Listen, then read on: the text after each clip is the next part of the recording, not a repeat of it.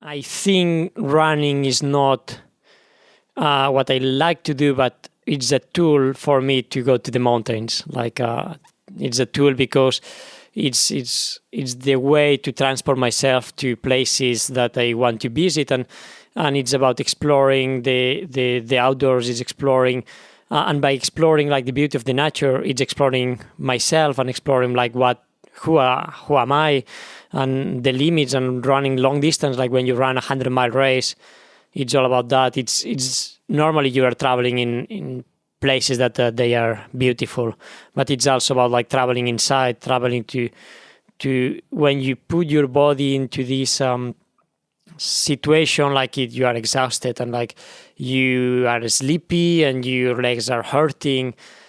On a way, it's not that we are masochists, but it's more like you want to know who you are, and there you find it. Like you put yourself to the limits, and finally you take away all the masks that we wear every day. Hi, my name is Rangan Chatterjee, GP, television presenter, and author of the best-selling books The Stress Solution and The 4-Pillar Plan. I believe that all of us have the ability to feel better than we currently do, but getting healthy has become far too complicated.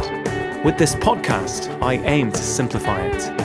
I'm going to be having conversations with some of the most interesting and exciting people both within as well as outside the health space to hopefully inspire you as well as empower you with simple tips that you can put into practice immediately to transform the way that you feel. I believe that when we are healthier, we are happier, because when we feel better, we live more. Hello and welcome to episode 66 of my Feel Better, Live More podcast. My name is Rangan Chatterjee and I am your host. When was the last time you were completely alone? Not alone by modern standards, but truly alone, with no mobile phone or outside influences providing information to your brain. Can you think of a time? Well, this week's guest is none other than the most prolific and dominant mountain runner of all time, the global icon Kilian Jornet. Kilian believes that it's only when you take away the storm of information that you can discover what your true priorities are. And for him, the mountains are the tool to do just that. Not only do they allow him to explore the beauty of nature, they allow him to discover himself. He explains that by pushing his body to its limits, all the masks that he wears in everyday life are removed, and he's able to find out who he really is. Kilian and I discuss the benefits of solitude, failure, and visualization. You see, Kilian has always strived to find challenges outside formal competition and has come up with his own adventure project dubbed Summits of My Life, establishing the fastest known recorded times to ascend and descend the world's most challenging peaks, including the Matterhorn, Kilimanjaro, Mont Blanc, and Mount Everest. And not only did Kilian set an amazing time of 26 hours to summit and descend Everest from base camp, he did so without supplemental oxygen or ropes. And amazingly, he repeated the feat a mere 6 days later. In our chat, I try to find out what exactly makes this incredible human being tick. Kilian shares how for him, immersing himself in a challenging situation can be a form of meditation. And finally, Kilian gives some brilliant tips to help us all connect with ourselves and live our best lives. Kilian and I recorded this conversation just outside London. We were both invited guests to speak at a special Google event where Kilian gave a masterclass on running and I gave a masterclass on stress. A few hours before we sat down to chat, I was lucky enough to actually go for a run with Kilian and some other guests, and if I'm honest, I struggle to keep up with what can only be described as a warm-up pace for Kilian. Kilian is someone who very rarely gives long-form interviews, so it was a real honor to have an hour to sit down and go deep in conversation with him. He's kind, he's humble, and he's special. I found this conversation inspiring. I hope you do too. Before we get started, I do need to give a very quick shout out to the sponsors of today's episode, who are essential in order for me to be able to put out weekly podcast episodes like this one. Athletic Greens continue their long-term support of my podcast. Athletic Greens is a whole food supplement. It's one of the most nutrient-dense whole food supplements that I've come across and contains vitamins, minerals, prebiotics, and digestive enzymes. Now, of course, I do prefer that people get all of their nutrition from foods, but I recognize that for some of us, this is not always possible. Over the past few weeks, I have been really busy, up against a lot of deadlines and rushing around. And I've got to say, taking Athletic Greens has made a huge difference to my energy levels and my mood. If you are looking to take something each morning as an insurance policy to make sure that you are meeting your nutritional needs, I can highly recommend it. For listeners of this podcast, if you go to athleticgreens.com/live more, you will be able to access a special offer where you get a free travel pack box containing 20 servings of Athletic Greens, which is worth around £70 with your first order. You can check it out at athleticgreens.com/live more. Now, on to today's conversation. So Kilian, welcome to the Feel Better, Live More podcast. Thank you very much. So Kilian, look, I'm someone who's spent a lot of time in Chamonix. I did a ski season there in 2005. I played music there, and I've been going back for years. And you are, as you know, a bit of a legend in Chamonix. You're regarded as one of the world's best endurance runners. And I'm interested, what's your story? How did you get into running? How is it that you've gone from your childhood to actually getting to this point where you are, a global icon, really? Well, I would say I had not a choice when I was a kid. No, seriously, my parents both, they love mountains. They practice mountaineering sports. And I was born in a mountain hut in the Pyrenees at 2,000 meters altitude. And I think it was mostly that my parents, they teach me how to understand nature, how to understand the world we live on. And by that, it was going outdoors and exploring and playing and jumping from rocks and climbing mountains. But it was kind of a game. And by that, I became a lover of mountains. And then it was just a natural evolution, to want to explore more. And I was a very active kid, so I practiced a lot of sports. I needed to get exhausted to be happy. So then it became natural to go to running, to competition in the mountains. So you run, for people who don't know what you do, you run some quite extreme ultra races where you really put your body under a lot of strain and a lot of stress. Why is it you do this form of running? You don't, for example, you don't seem to do, I live in the UK, that running is a huge sport. It's getting more and more popular. A lot of people like to do road races or half marathons or marathons, but I've never come across you doing what we would call a conventional urban race. Most of yours that I see seem to be out in nature or out in mountains. Yeah, that's what I love. It's actually, I think running is not what I like to do, but it's a tool for me to go to the mountains. It's a tool because it's the way to transport myself to places that I want to visit, and it's about exploring the outdoors. It's exploring, and by exploring the beauty of the nature, it's exploring myself and exploring who am I, and the limits, and running long distance. When you run 100-mile race, it's all about that. It's normally you are traveling in places that they are beautiful, but it's also about traveling inside, traveling to when you put your body into this situation, you are exhausted and you are sleepy and your legs are hurting. On a way, it's not that we are masochists, but it's more you want to know who you are, and there you find it. You put yourself to the limits, and finally you take away all the masks that we wear every day.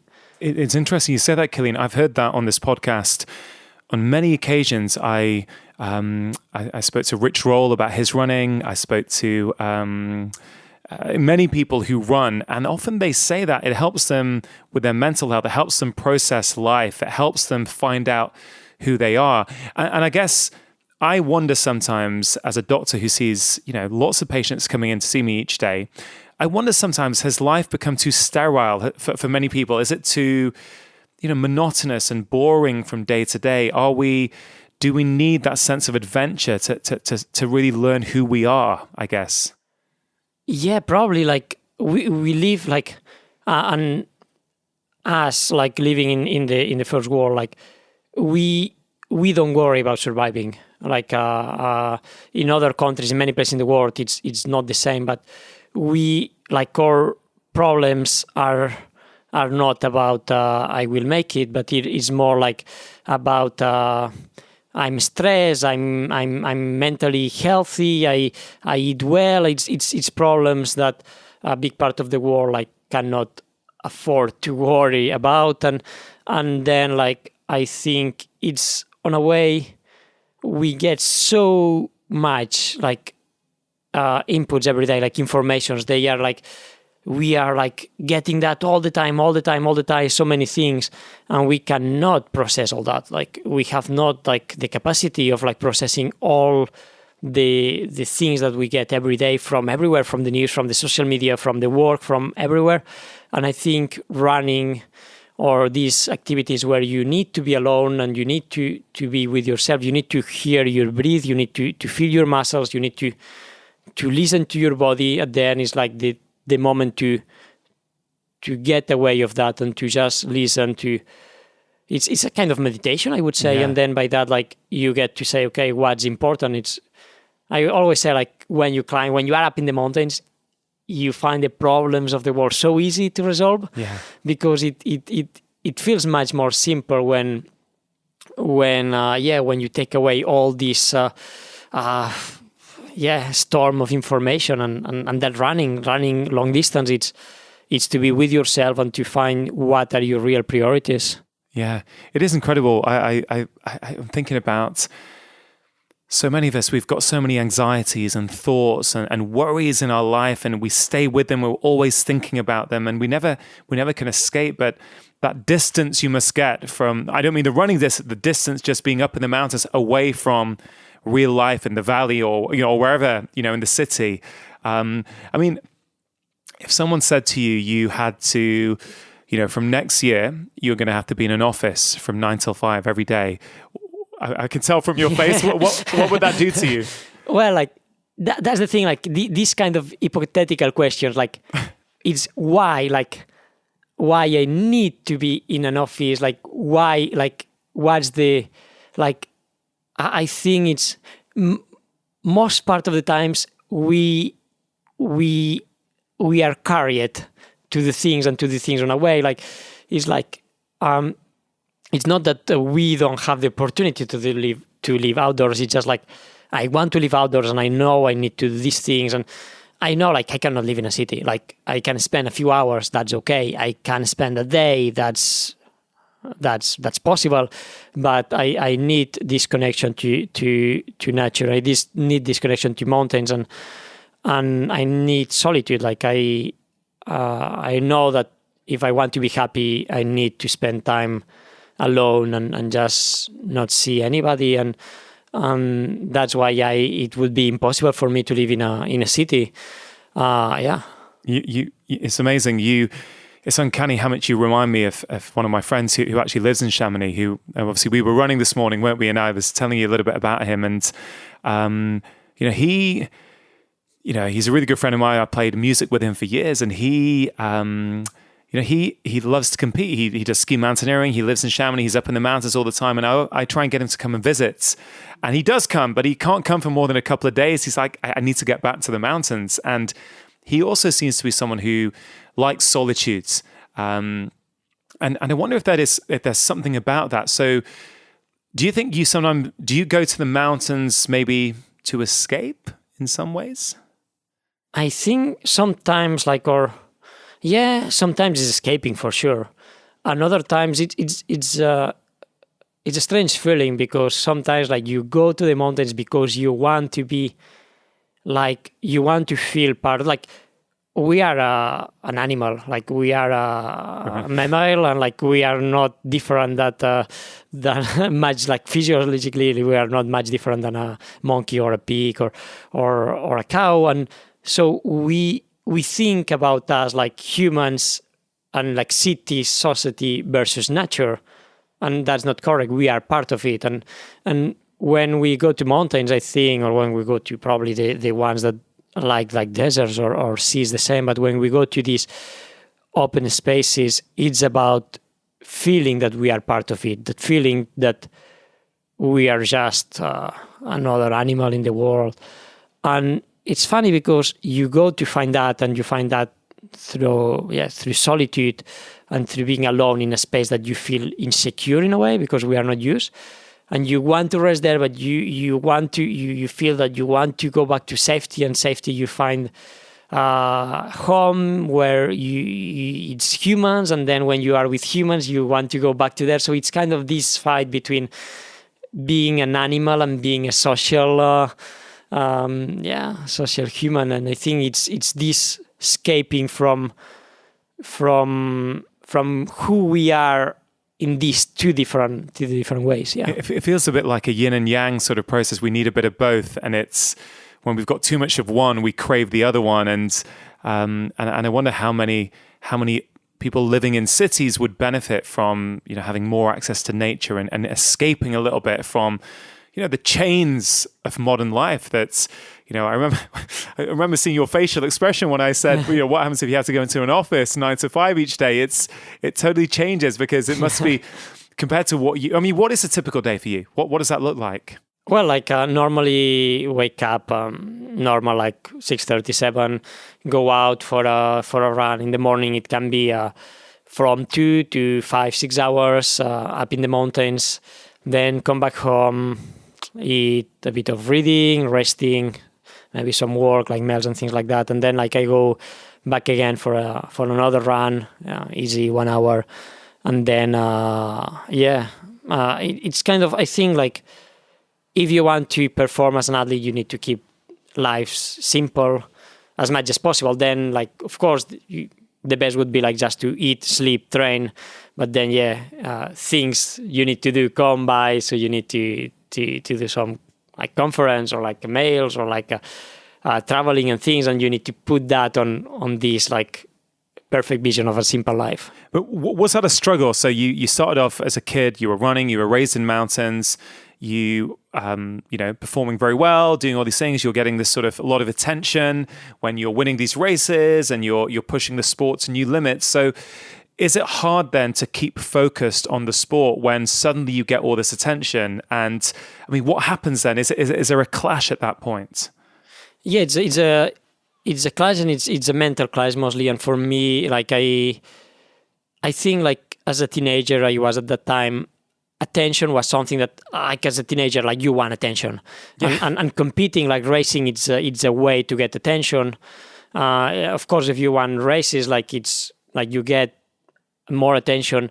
But on another way, I'm very an introvert person. I get not stressed, but if I'm the focus of attention, or if I'm with people, I spend a lot of energy. So that has been struggling. I have been having for years, and now I kind of the last years I kind of find a good balance between accepting being in the focus, accepting being there, and being good with that. But I think it's something I wasn't really looking for, and I realized it was something it's always nice when people like what you do, but on another way, it was a weight that I didn't want to carry. Yeah, it seemed, from what I can tell from researching you and what's out there online, you seem to have stripped away all the kind of unnecessary noise in your life as much as possible, so you can focus on the things that bring you joy and actually the thing that you love. Yeah, no, it's and that's so hard today. We have so much pressure from everywhere, social media. It's so cool. I think social media is amazing in the way that you get so much information that before you could not get because they were too geek and nobody wanted to share. But now you can get that, and you can get so much inspiration, and that's amazing. But on the other hand, everybody's telling what you should do, and at the end, you think that what people want you to do is what you want to do, and you can lose your way on what you want to do for real. And it's the same as like you are winning races, and in a moment like it feels easier to win races, and it's you are. It's nice, like you win, people like you. It's good, and like, but is really that what I wanted to do? Like to be carried on this, like being more like famous in a way, and like being like getting sponsors to winning races and that, or I wanted to go more to the mountains and do things, even if I knew that I needed to sacrifice part of that. And then it's like, I think we have one life. And at the end of the day, it's like what I have been doing, what I wanted to do, or I have things that I was not doing because I was too much carried away. And and I think maybe, you know, us, you know, people who we're not top performing athletes, we can learn a lot from that. It's about, that's what life is. It's about trying to find who you are and what makes you happy. And, you know, there'll be lots of forces in life that try and pull you away from that, whether you're, you know, Kilian Jornet, or whether you're, you know, Joe Public. Everybody, yeah. And we all have to really, on some level, I think to really lead a happy and fulfilled life, we need to find out what it is that makes us happy, not what makes other people happy. Yeah, exactly. And that's nobody that will tell you. That's only you that can figure it out. Figure out, and you need time for that, and you need to cut you away from influences. But we are so afraid. I think as a society, we are so afraid about being alone. Like we are like need to be in conversation all the time. We are afraid about getting lost and about but yeah, like it's not from simple situations that we will achieve things, I think, and decisions that will close doors will open other doors, but we need to accept that some doors need to be closed, and we need to accept that we can get lost and we can get hurt to finally achieve something. And that's something that is not like we valorize achievement, but we don't valorize like failure. And I think like failure, it's the biggest thing for learning. Like when you fail, it's when you learn. Yeah. And it's a good thing. Yeah, it's a good thing. And we are not like, we are promoting like you are a winner, you do things good, you are, and not like you try what probably you will fail. Yeah. It's funny you mentioned social media. I agree, it can be a real force for good, and there's so much great stuff on there. And guys, if you haven't seen Kilian's Instagram page, you really must. It's just beautiful, beautiful pictures of incredible scenery where you have the pleasure of going to run.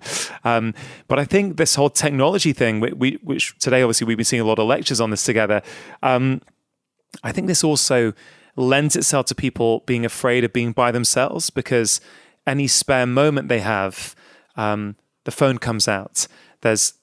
People aren't really alone with their thoughts much anymore, because you don't have to be. You can fill your space with this, whenever you want. But I guess you don't when you go out running and you're really pushing your body. You are alone, right? Yeah, and scared. No, it's like I think it scares a lot of people, and it's changing. Like now, it's a bit like like it's some. I see more and more people like that is going to expeditions with the technology today. Like they can have the phone, they can have internet in the base camps, they can have internet up in the mountains, they can be tweeting from or Instagramming from the run, and on a way, it's like, aren't we going to run to expeditions to get away from that? And it's that, like, it's, we need to embrace that, because like that's quality time. Like when we want to spend quality time with someone, we want to be with this person. We want to be with our girlfriend, with our kids. We don't want to have the phone there when we make sex. We don't want to have to be looking to Instagram. We want to spend time with this person. And I think we need to spend time with ourselves too, and that's to be bored and to accept this, like being bored, and like to face yourself. Like I think we are afraid many times to face ourselves, and then we need to find the spaces that mountains are mirrors, like are big mirrors, and to be there and say, okay, now I don't have the phone, I don't have anybody to talk with. Okay, let's. What are you made of? Yeah, it is incredible, isn't it? This, I think about technology a lot because. And it helps a lot. It helps for a lot of things. It's great, but we need to find. It's not. It's like balance. I don't know. It's not good. It's how we use it. It's how much we use it. It's like alcohol. If you drink 2 bottles of wine every night for your life, it's probably going to have a damaging effect. But if you have a glass now and again, maybe the impact is different, right? So it's how we use it. I have absolutely. Though I didn't do this with you this morning, but generally speaking, when I run, particularly with my son on a Saturday morning, no phones, no fitness trackers, nothing, because I just want to enjoy the experience. And I also don't want to teach him from a young age that it's all about being able to take a photo for Instagram, or, I'm so conscious of not conditioning him in what I think is a very scary world now for technology and this sort of overuse of it. So let's talk about Everest. You have you've run up to the top. Yeah, well, I ran the lower part and then I walked very, very, very slow to the top. Yeah. So you did that and then you came down again. But you weren't satisfied with just doing it once, were you? You did it twice in 1 week? Yeah, it was not in the plan, but it wasn't in the plan. But so what happened? I'd love to know what goes on in your mind there. Yeah, well, like I did the first ascent. Like the goal of for me, or what I had in mind, it was like to see if for me it was possible to climb alone from the last village to the summit. To see if I think to climb a mountain is different to reach a mountain than to climb it. Like to reach a mountain is to be in the summit. You can go there by helicopter, or you can go there like with oxygen or whatever. Like, but to reach it, like for me, is like to be able to see me with my physical capacities, technical capacities, mental capacity that I'm able to do alone from the bottom to the top without any help, and that was the goal. Was that just on foot, or did you need skis? No, it was by foot, and then I need crampons and ice axe. But and then the story was like I climbed the summit, I went down, and then we had like 1 week left until flying back home, and I don't really like to lose time on a way, so it was like, okay, what do we do? It could be, and then I started thinking it could be interesting to see how it is the body to go up there again, so to spend so many hours over 1,000 meters in a short period. And like I love research, I love science, and it was like it could be so cool to see how the body reacts on just if it's possible to go up again in a push, and how it will be. So that was kind of the motivation for you were just curious, and you thought, yeah, hey, I've got a bit of time, let's do it. Yeah, let's go to Everest again. Yeah. It's not how I think, but it's fantastic. It's really great to get that insight into your mind as to what's going on. And do you know what comes across to me, Kilian, is that it seems as though you're this kid who grew up in the mountains and you just love the mountains. You love running. And it seems as though your life and your job and your career is just a progression of you following your passion. That's how it seems to me. Rather than doing it for glory or doing it for the acclaim or doing it for money, it seems to me as though in some way you're just still that little kid who loves to be in the mountains. Yeah, like I think I'm very lucky that I convert my passion as my work, and I think at the end it's what it makes me like. I never think about I need to train, I need to do this thing, because it's like it's what I like to do. I don't need to. I want to do it, and I think that's that makes things much easier. Like it's passion. Like if you are passionate about something, it's effortless. Like you don't want to. It's not that you will spend time there. It's that the time will fly. and yeah, like being in the mountains. And then yeah, of course, like you need to earn money to live and to eat and these things, but it's more about just doing what you do and yeah.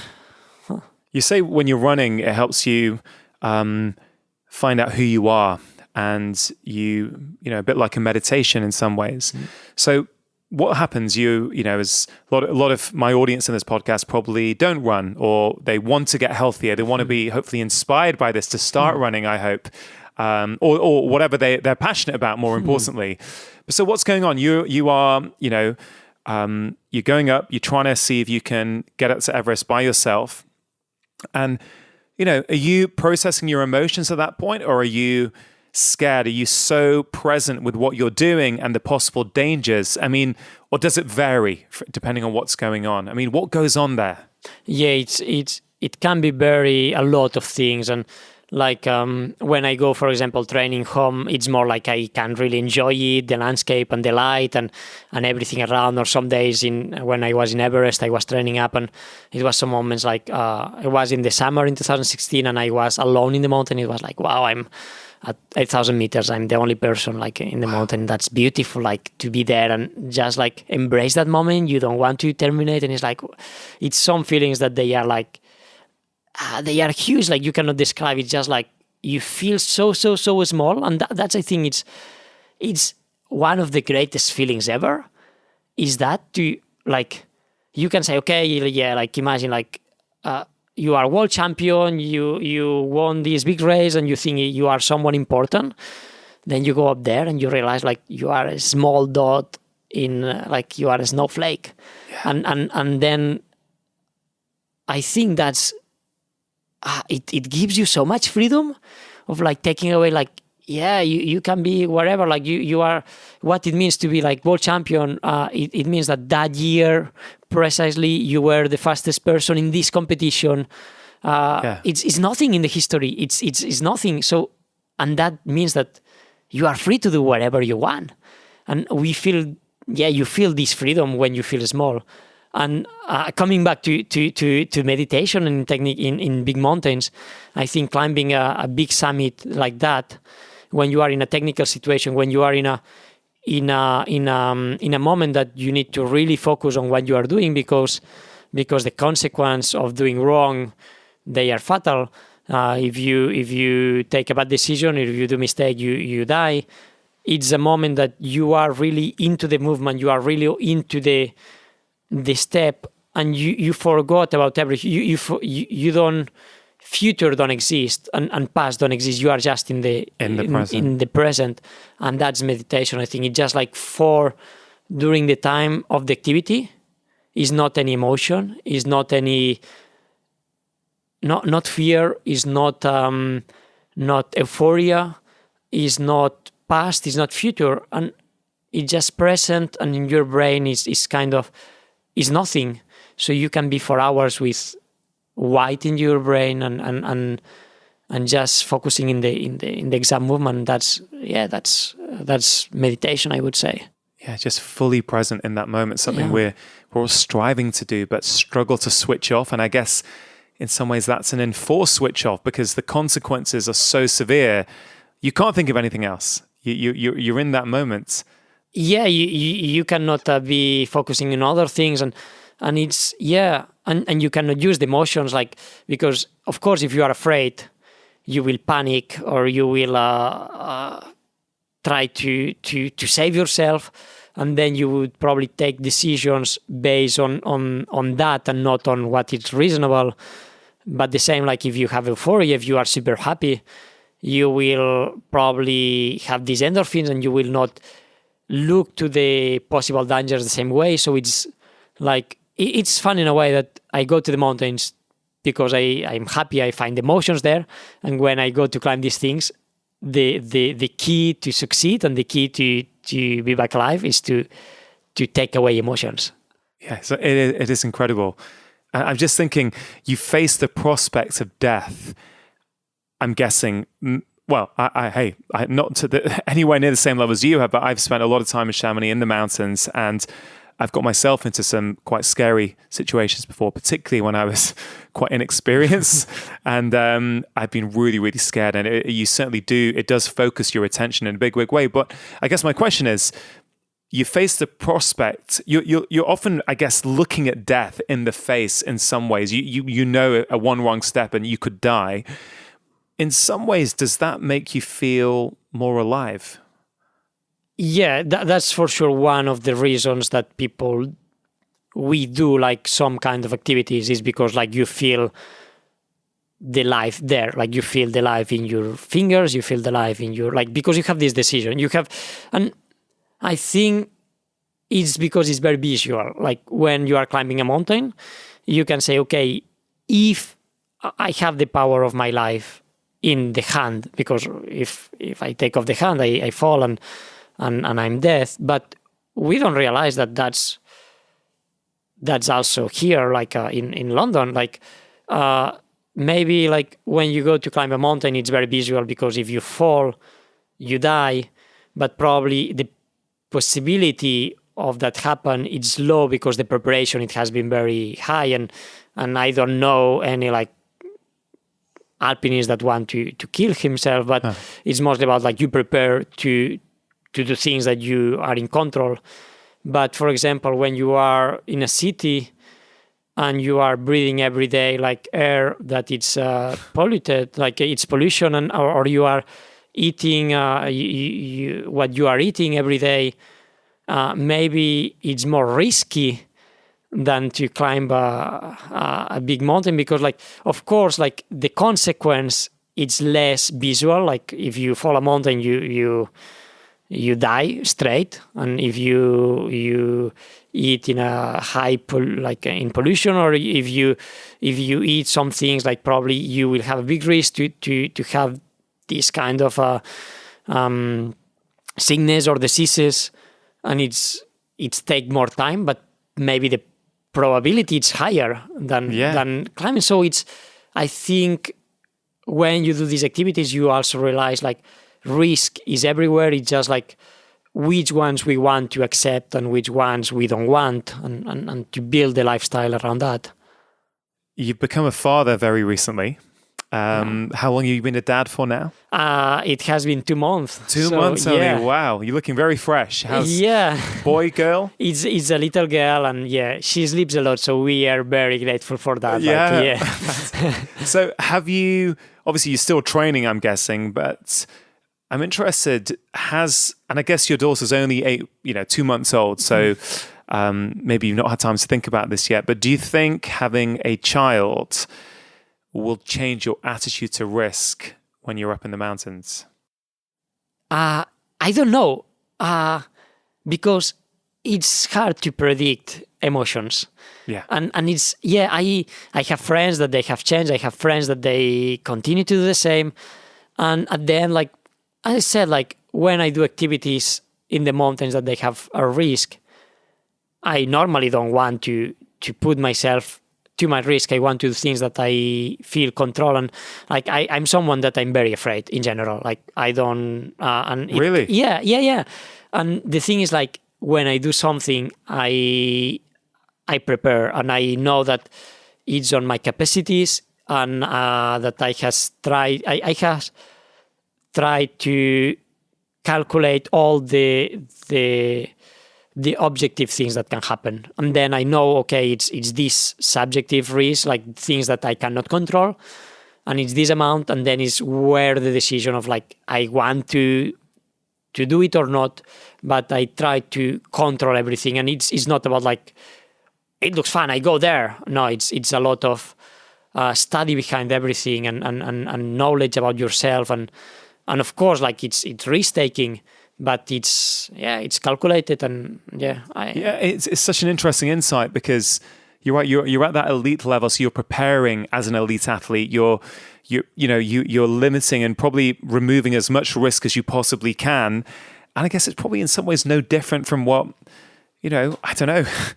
If I'm crossing a street in a busy road in London, there's a risk there. Isn't there? It's kind of it is there. Yeah, it's a great point actually. But the public will naturally perceive your risk to be higher because you're up on a mountain and you're thinking, hey, if this goes wrong, but maybe the actual risk isn't that much different. No, and it's because like when you see someone doing something, you see him, but you don't feel what he feels. And like you picturize yourself there.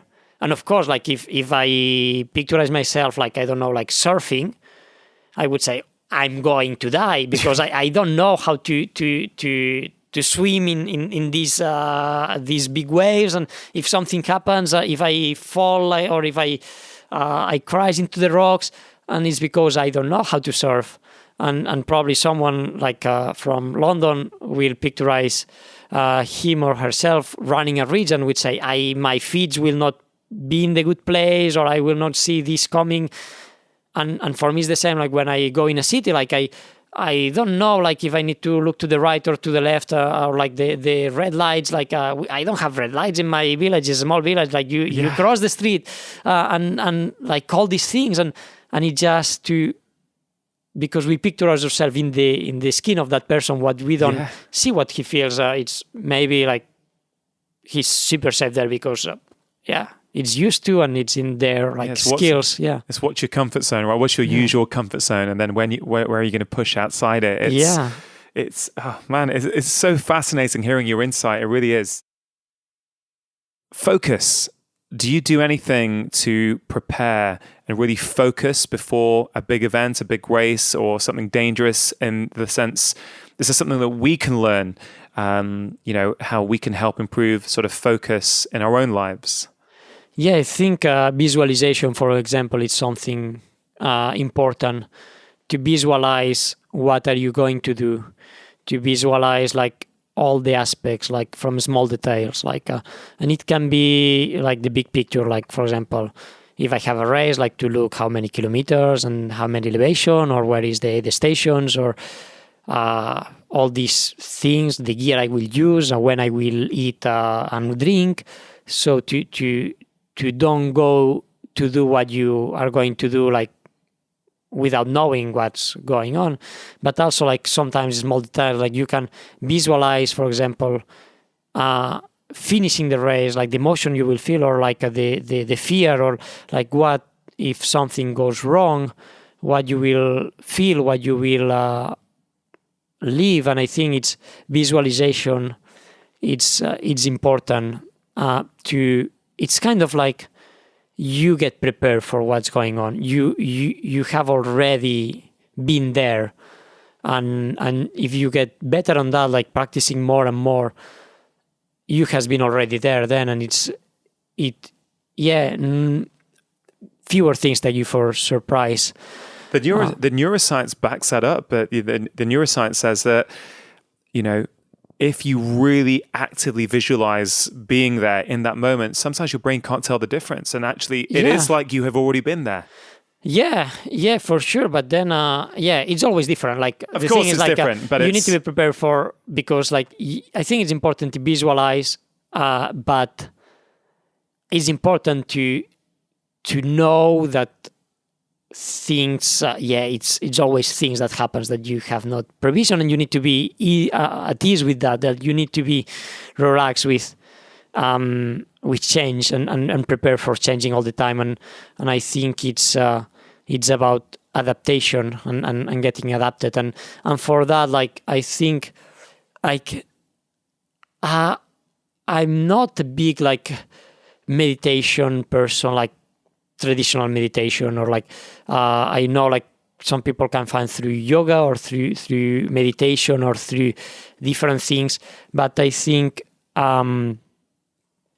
getting how to say that like for example, before a big race, I was so nervous, like I could not control my anxiety there. Like it was like I could not breathe. It was like until the moment of the start, and it was all this because you see the goal before, and it feels too big. It feels so important. It feels that you don't know if you are ready, if you can make it, if what it feels bigger for you. And then like I think after some experiences in the mountains, you realize, and I has come there by more like a logical thinking, is like, what's the worst it can happen? That I lose the race. Well, that's not that bad, no? But before, like, losing a race, it looked like such a big thing. Yeah. Or like, and I think so many times, like, we are so close to this problem that we don't take the perspective on looking. Like, you cannot see, like, if you are in the foot of a difficult mountain, you look up and you don't see the mountain. You see it's too difficult. It's you don't see the whole picture. You need to go back, go away, and then you can see where it's easy to go, and that can come through many techniques. And I find like, my technique was to try to rationalize, and then it was things like experience, like when you have close calls, some accidents, things that then you realize, what's important and what's not important, and then you realize that that mountain maybe it wasn't that big.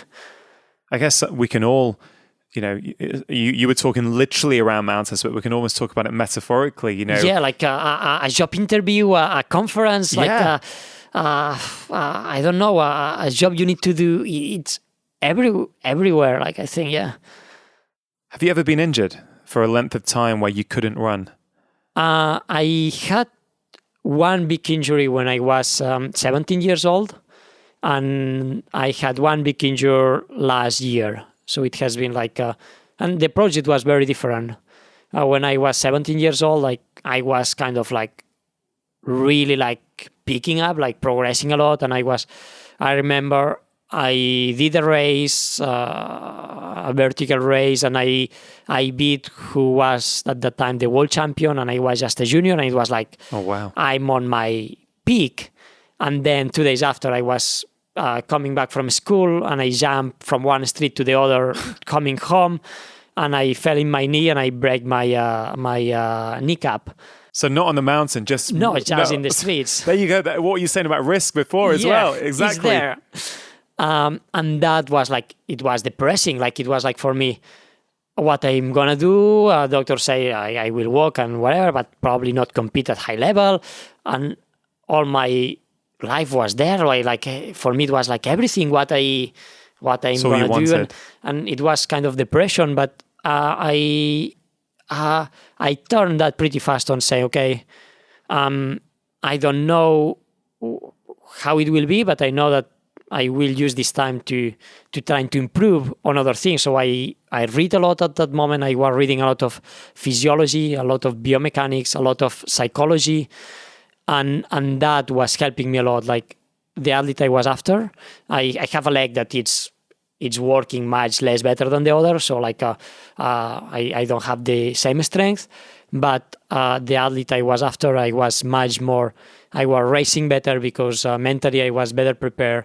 I was probably smarter on the way of training, and so it was an opportunity. And I'm very grateful from this injury, because it was an opportunity to learn other things that if not I was too much into that. It's a bit like what you were saying about failure. That an injury is not failure, but you were saying at the start that failure should be embraced because we can learn from it. And I guess not quite the same thing, but a similar principle. You were injured, you felt low, you couldn't race, but then you had to think, well, what else can you do? What can you learn from that experience? And I guess that was when you were 17, but you also said you had an injury last year. So did the learnings from when you were 17 and injured, did they help you last year when you were injured?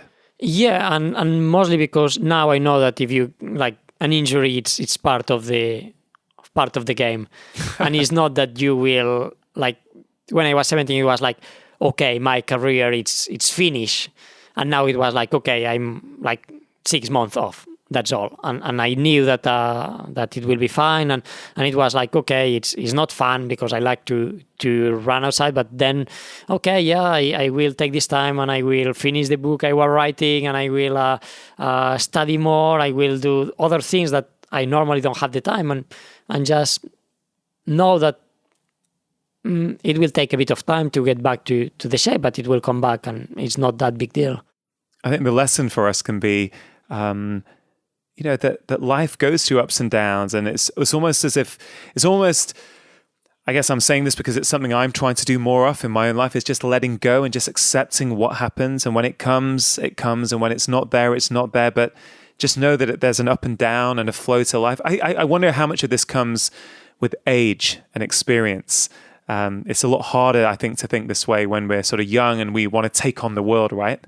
Yeah, and that's so interesting, and it's, in a way, it's so cool when you are young because you are so hungry, and like you fight so much, and like it's like the emotions are so big. Like it's like you do something good and it's like bam, an explosion of euphoria. Like it's so intense, and when you get older, like the emotions are not that sharp.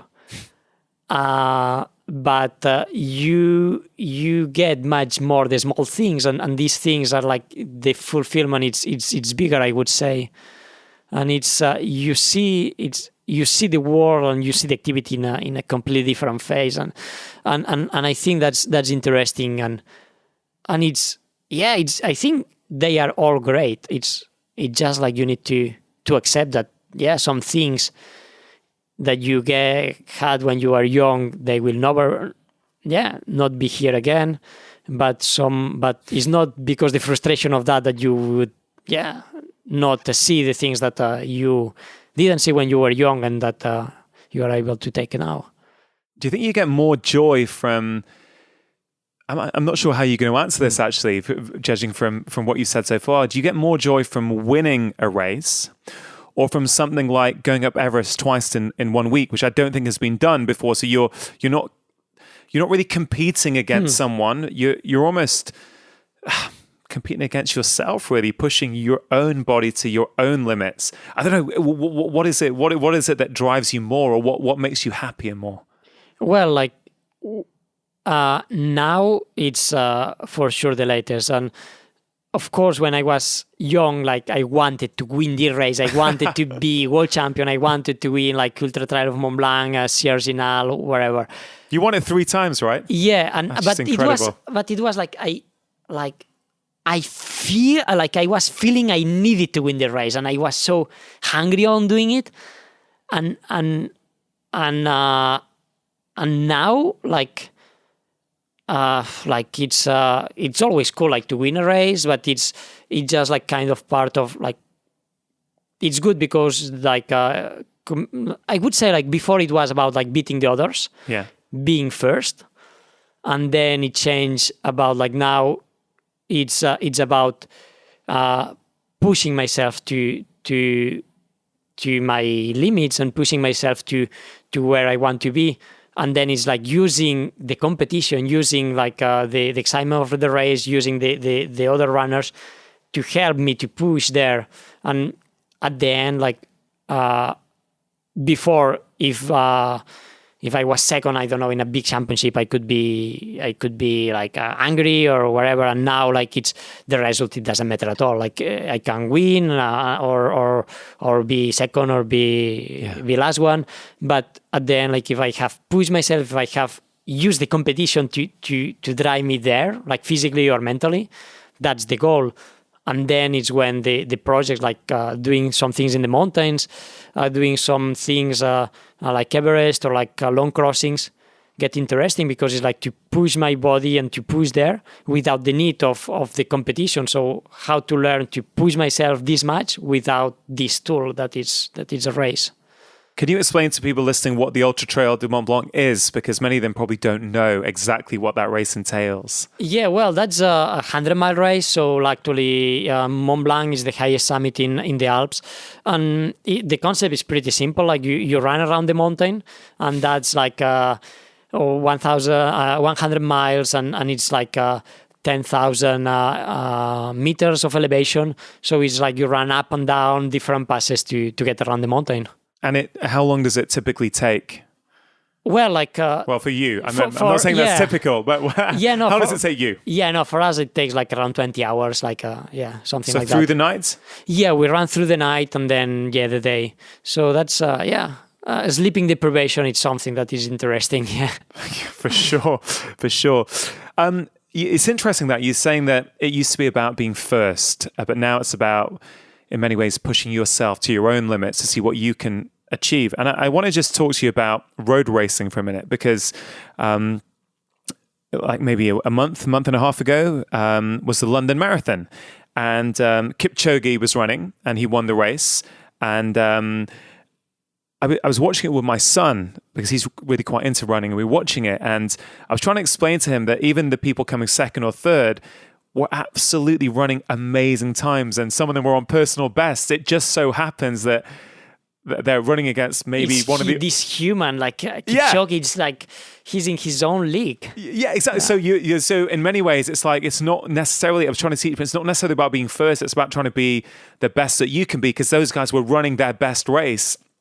And they should be happy that they've got let's say, a personal best. That's like, there's not much more they could do. So that is quite fascinating that hearing your sort of perspective.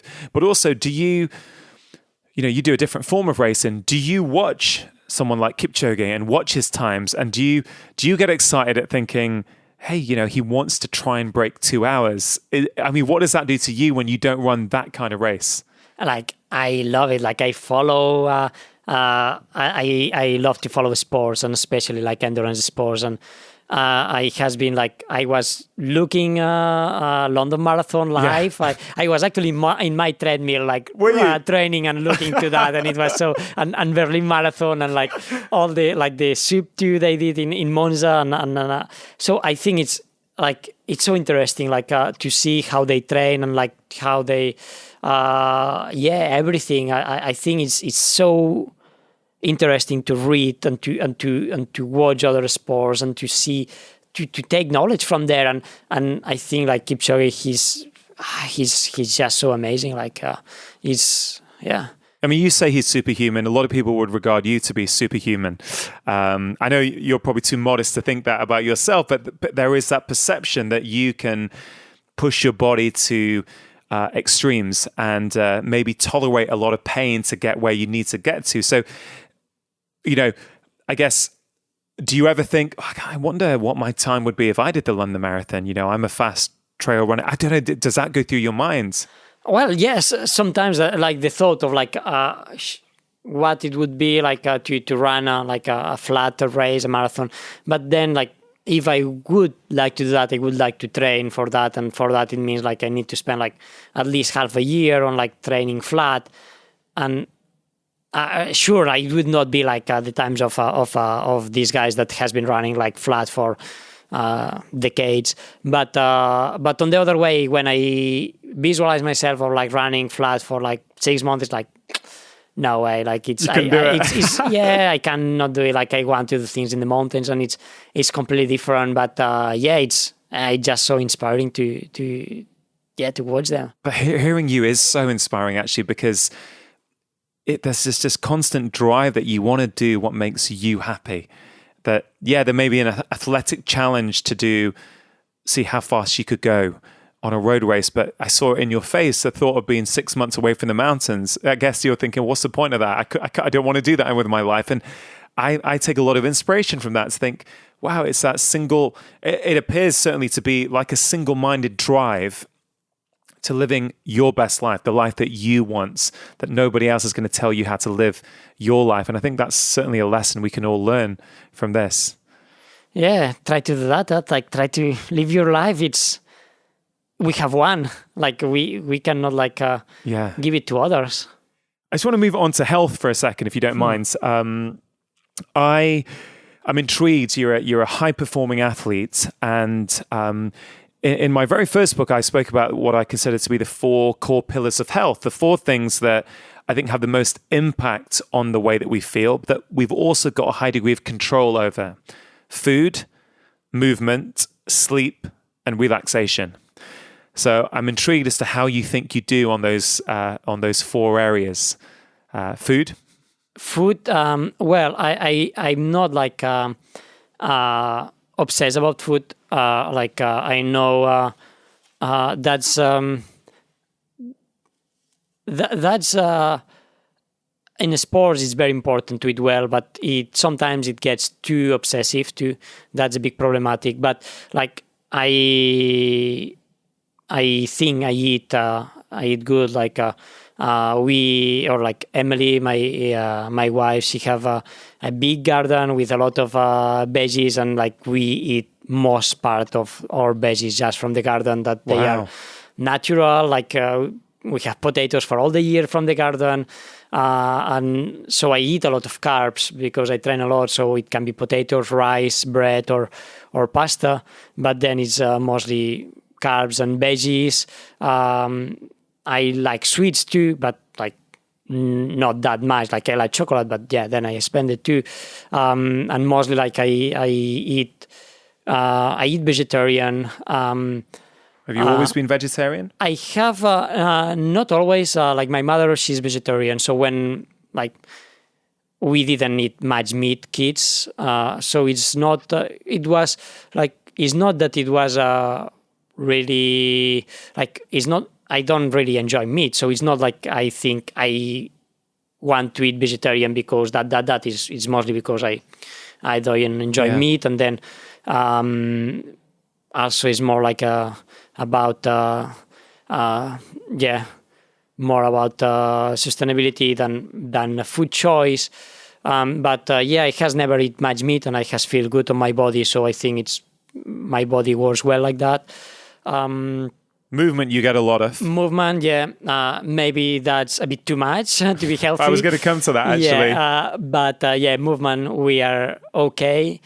Sleep, I'm not a big sleeper. I sleep, I can sleep 7 hours a day normally. But I'm good on sleeping when I'm tired. Like, if I'm very tired, I can like get a reset and like sleep like 8-9 hours, and then I'm fresh. But I can spend like 2 days without sleeping, for example, in the mountains, and be good. But I think, my body is okay on regulating on like when I need to sleep. My body tells me, and I'm able to sleep very good. Well, that's good. It sounds like you can sleep what you think your body needs. Yeah, exactly. No more, no less. Yeah. And relaxation, which is the whole stress piece at the end. How do you feel you do with that? Are you able to switch off and relax and chill? It goes and comes, like it's moments. Like I think now I'm in a good period. Like these last years, I can really, relax myself more, and it has been moments that I has been much more stressed. But what do you do when you're stressed? What I do when I stress, I go out. You go running. Yeah, I go out, and I think it's these kind of activities where you need to focus on the moment we were talking about before, when you see not future, not past, you are just concentrating the moment. That's kind of my way. Like when you do something very technical or a bit more risky, it's not that I advise people to take risks to be relaxed, like to go close to that. No, I'm pretty sure. But I think it's just to get your mind blank, but not to get bored. So it's just to do one activity that it fulfill yourself, but that you are not thinking about anything else. Yeah. It's about getting into flow state, that sort of that state where you're not doing something so challenging that you could never attain it, but it's just a little bit challenging where all your attention is focused on it, and it's that sweet spot. And some people, my patients often have reported back, and that indoor climbing for them can do that. So they struggle to switch off. In fact, I just gave a masterclass here on stress, and somebody asked me a question afterwards, and they said, I've always got so many things to do, and I've got a lot of downtime though. And in my downtime, I just worry about what I have to do at work. I can't switch off. And I said, look, you should try something. You need to find an activity that engages you so much that actually you're fully engrossed in it, and it just forces you to switch off. You're not trying to switch off. You just are switched off. And I suggested climbing, and she said, yeah, I'm going to try that actually. I love climbing. And so it's just these little things I think we all need to do that suit us. Yeah, exactly. Also reading, like good book. You get immersed on there, and you are lost for hours in the book, and you are in another world. Yeah, I think it's to find activities or things that you really go away, and you enjoy it, and you are able to switch off everything else. Yeah. You mentioned over-exercise for health, and potentially, I mean, obviously that's your thing. But I talk about a stress threshold, that we've all got our own personal stress threshold, and we can deal with multiple stresses up to a point until we get to our threshold. And when we get to our threshold is when we feel stressed. We get angry with the people around us. We snap. Our back or our neck might go because we're so stressed. And I wonder for you, if we look at your stress threshold, it sounds as though you're running and your physical activity pushes you close because you're pushing your body so hard. It's a stress on your body. But I get the impression from you that when you're not running, you almost, as you say, you have solitude, you switch off, you read. Almost it's a way of balancing out the stress from the exercise. Does that ring true with you at all? Yeah, or I think I find similarities in both, because both are like activities that they are kind of quiet. It can be excitement, but it's more about this. But yeah, sure that it's a bit the yin and yang. Like I have the running that is very intense and it's physical, and then it's reading or like just drawing or things like that. That they are very soft. To the body probably it's I need both. But then we said elite sport is not healthy on a point of view, not only because the injuries, but for sure, you push your body so much, I'm sure it's we need to accept that it's not it's probably over. Maybe not the best thing for longevity potentially, but I also think there is something to the stress response and this whole idea that you're stressing in one area of your life, but then if you compensate by having low stress in others, then it kind of keeps it in equilibrium and balance. Sure, in the stress, probably, because it's true that, And you're in nature. Right? Nature de-stresses us. That's for sure. And so you do all your running not on a road, in traffic and on pavements. You're doing it out in the mountains, right? Yeah, and just you are out there, you stop and silence, what's the last time you have been hearing nothing, silence, and just a bit of wind or a bird, and be there and just listen for 5 minutes, and focusing on silence, and it's relaxing. It's another thing that we've eroded out of society: downtime, silence, and every time now where we have silence or an opportunity for silence, many of us don't take it. We fill it with something else, whether it's music or social media or emails or the news or whatever. And there is something powerful about that silence for sure. Well, Kilian, look, I can't say how much I've enjoyed our conversation. To have an hour with you, someone of your caliber, to actually tap your mind and learn. And running with you this morning was just a real honor. I was struggling to keep up with your slow pace. Not at all. Yeah. You've been too kind. Just to finish off, I use this podcast. I record it because I want to inspire people. My goal is to inspire every listener to think that they can be the architects of their own health. And I think you are inspiring thousands, hundreds of thousands around the world with what you're doing.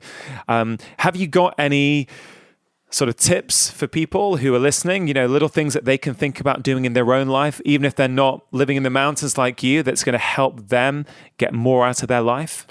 I think, as we said, find nature. It can be a park. It can be go the weekend somewhere where it's this connection to who we are, and it can be only for a few minutes. But I think that's important to find a moment to find the animal we are, and that's mentally it's important, and to be there and to listen to the nature, to listen to the birds, to listen to the ocean, the wind, wherever. Find a few minutes for that. And then I believe we need to be good on our body to be good in our mind too. And I think both are very related. So exercise, it's an exercising. I mean, it's about the food. It's about moving. It's important. So it can be just small things like not take the elevator but walk the stairs. It can be when you go for a small project, not to take a cab or the subway but to walk. I think it's good to move our body because we need as an animal, and for the hormones too, it's important to be that. And I think it's to get back actually to be more animals, to move, to be connected to nature. And it can sound easier when we are living in the mountains, but in a city we can find parks, we can find movement, and try to find that. Yeah, for sure. Nature and get moving. Great tips for people. Kilian, if people want to keep up with you, if they want to find out what you're doing, I've mentioned your Instagram page already. Where can they keep up with what you're doing? I know you do a lot of films. Is there somewhere people can access all the information about you? Yeah, sure. They can go, as you said, social media, Instagram. It's Kilian Jornet, and also my website. It's kilianjornet.com. So I think they can find all the informations there. Fantastic. Well, guys, as always, I'm going to link to all the things that Kilian and I spoke about, some of his videos, his websites, his social media in the show notes page for this episode of the podcast. So do check it out. I think you really are going to be inspired. Kilian, look, I wish you all the well with everything you're doing, with your next race, with being a father. Looking forward to seeing how that develops. Thank you for giving up an hour of your time today. I really appreciate it. And I hope to see you again soon. Thank you very much. That concludes this week's episode of the Feel Better, Live More podcast. How did you find the conversation? For me, personally, I really enjoyed my sit-down chat with Kilian. I found his single-minded drive to live the life that he wants to live truly inspiring. And I think we can all take something from his outlook on life. As always, do try and have a think about something specific you can take away from this episode to apply in your own life immediately. This is why I do these podcasts, to try and give you some weekly inspiration on how you might be able to improve the way that you feel so that you can get more out of life. I hope you enjoyed Kilian's tips. It is amazing how many of my guests on the podcast talk about spending more time in nature. In fact, if you want to find out more about the benefits of nature as well as the science underpinning that recommendation, there is an entire chapter dedicated to this in my most recent book, The Stress Solution, which is available to order all over the world. Please do let Kilian and I know what you thought of today's conversation. Both Kilian and myself are active on Instagram, Twitter, and Facebook. And genuinely, my guests and I really do love to hear the feedback to our conversations. So please do let us know, and wherever possible, please try and use the hashtag FBLM so that we can easily find your comments. This week, it is well worth checking out the show notes page to this episode, which will be drchatterjee.com/66 There is a summary of everything that we discussed. There are awe-inspiring videos, links to films that Kilian has made, and to many different articles about him. So please do check out the show notes page, drchatterjee.com/66. Some of the videos are utterly amazing, and his Instagram feed is full of beautiful pictures from exotic locations all over the world. A lot of the themes that were discussed today and in previous episodes are covered in detail in both of my books, The 4-Pillar Plan and The Stress Solution. Both are really accessible guides on how you can improve your health, full of practical tips to help you feel better so that you can get more out of life. Both books have over 800 reviews on Amazon now, with the average rating being 5 stars. You can pick up both books in all the usual places as paperbacks, ebooks, as well as audiobooks, which I am narrating. If you enjoy my weekly shows, one of the best ways you can support them is by leaving a review on whichever platform you listen to podcasts on. You can also help me spread the word by taking a screenshot right now and sharing with your friends and family on your social media channels. Or if you prefer, simply do it the good old-fashioned way and tell your friends and family about the show. I really do appreciate your support. A big thank you to Richard Hughes for editing the podcast, Vid for producing, and to Ali Ferguson and Liam Saunders for the theme tune. That is it for today. I hope you have a fabulous week. Make sure that you have pressed subscribe, and I will be back in 1 week's time with my latest episode. Remember, you are the architects of your own health. Making lifestyle changes is always worth it, because when you feel better, you live more. I'll see you next time.